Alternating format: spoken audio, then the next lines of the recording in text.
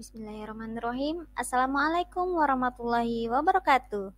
Selamat datang kembali di channel Meja Belajar Akira.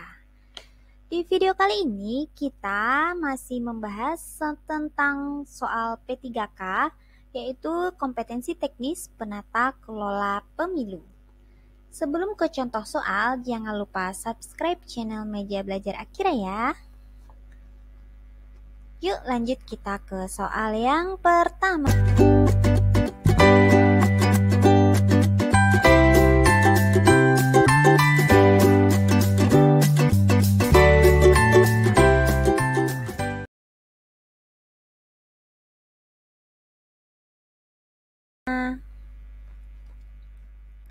Unsur kegiatan tugas jabatan fungsional penata kelola pemilu terdiri atas unsur utama dan unsur penunjang.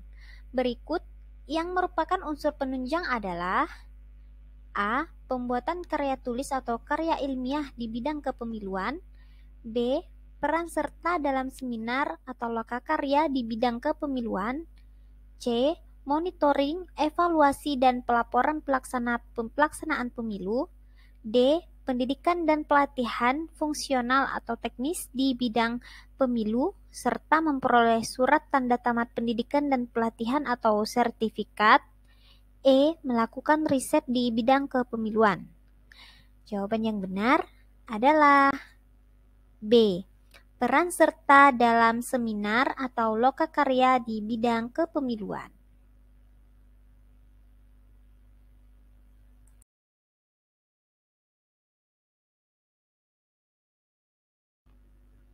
Soal yang kedua, tata kerja tim penilai dan tata cara penilaian angka kredit jabatan fungsional penata kelola pemilu ditetapkan oleh pimpinan instansi pembina jabatan fungsional penata kelola pemilu, yaitu A. Menteri Pendayagunaan Aparatur Negara dan Reformasi Birokrasi. B. Kepala Badan Kesatuan Bangsa dan Politik. C. Kepala Badan Kepegawaian Negara. D. Sekretaris Jenderal Komisi Pemilihan Umum. E. Sekretaris Jenderal Badan Pengawas Pemilihan Umum. Jawaban yang benar adalah D. Sekretaris Jenderal Komisi Pemilihan Umum.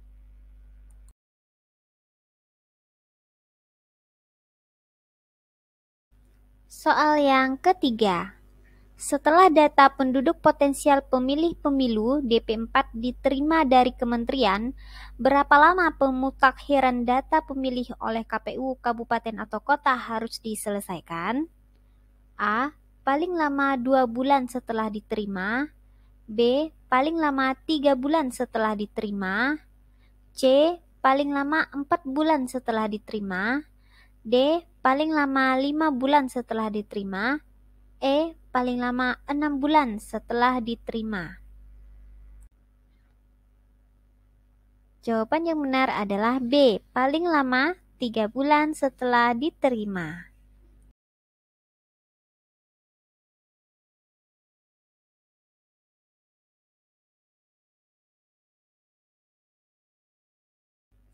Soal yang keempat. Salah satu tugas jabatan fungsional penata kelola pemilu ahli pertama adalah A. Mengumpulkan bahan dan data jadwal pelaksanaan pemilu. B. Menyusun jadwal penyelenggaraan pemilu. C. Menyusun tata kerja pelaksanaan pemilu. D. Menyiapkan pedoman teknis pelaksanaan pemilu. E. Melakukan kajian terhadap laporan hasil pelaksanaan pemilu.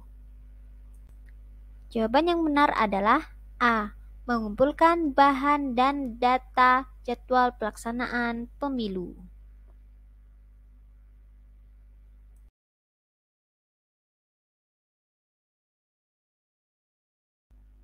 Lanjut kita ke soal yang kelima.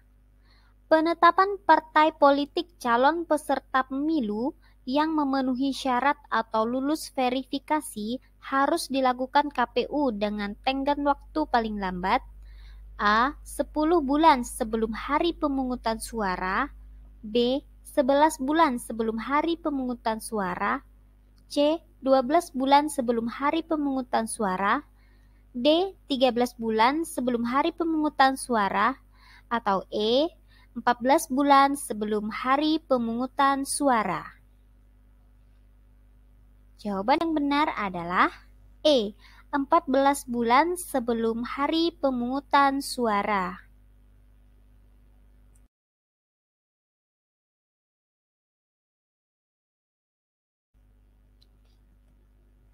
Soal yang keenam. Berikut ini yang bukan merupakan hasil kerja tugas jabatan bagi penata kelola pemilu ahli pertama adalah A. Laporan bahan riset pemilu, B. Laporan bahan riset resiko distribusi pemilu, C. Peta resiko distribusi logistik, D. Dokumen peta resiko pelaksanaan pemilu di tingkat Satker, E. Dokumen bahan verifikasi peserta pemilu. Jawaban yang benar adalah yang C. Peta resiko distribusi logistik.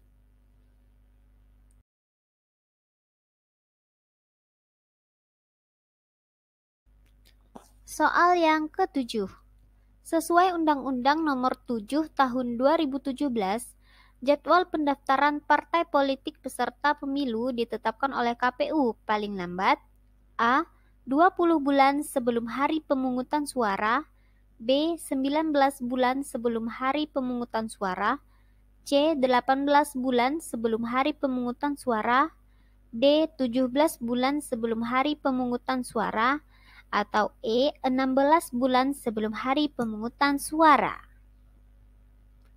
Jawaban yang tepat adalah C. 18 bulan sebelum hari pemungutan suara. Sebelum kita lanjut ke soal yang berikutnya, jangan lupa subscribe Peja Belajar Akira ya teman-teman. Oke, soal yang ke-8. Batas waktu pelaksanaan pemungutan suara ulang di TPS menurut Undang-Undang Nomor 7 Tahun 2017 adalah A. Paling lambat 10 hari setelah hari pemungutan suara, B. Paling lambat 14 hari setelah hari pemungutan suara, C. Paling lambat 15 hari setelah hari pemungutan suara, D. Paling cepat 10 hari setelah hari pemungutan suara, atau E. Paling lambat 10 hari sebelum hari pemungutan suara. Jawaban yang tepat adalah A. Paling lambat 10 hari setelah hari pemungutan suara.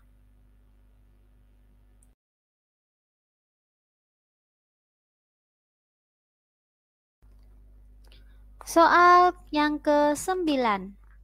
Pasal 391 Undang-Undang Nomor 7 Tahun 2017 tentang Pemilu menyebutkan bahwa PPS wajib mengumumkan salinan sertifikat hasil perhitungan suara dan seluruh TPS di wilayah kerjanya dengan cara A. Menempel salinan tersebut di tempat umum, B. Mengumumkan hasil tersebut di masjid-masjid melalui pengeras suara, C. Menyampaikan salinan tersebut kepada PTPS, D. Menyampaikan salinan tersebut kepada saksi parpol, E. Menempel salinan tersebut di ruang kerja kepala desa. Jawaban yang benar adalah A.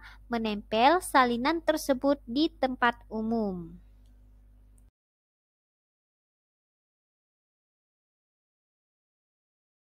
Soal yang ke-10. Pantarlih adalah petugas yang bertugas untuk melaksanakan pemutakhiran data pemilih yang dibentuk oleh A. KPU, B. PPK, C. PPS, D. KPPS, atau E. PTPS. Jawaban yang benar adalah yang C. PPS.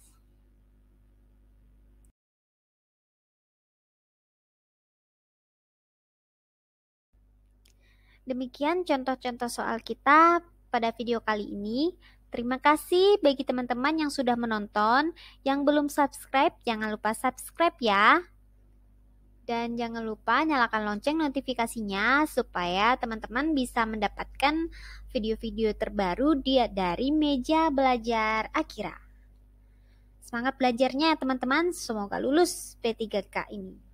Amin. Terima kasih. Assalamualaikum warahmatullahi wabarakatuh.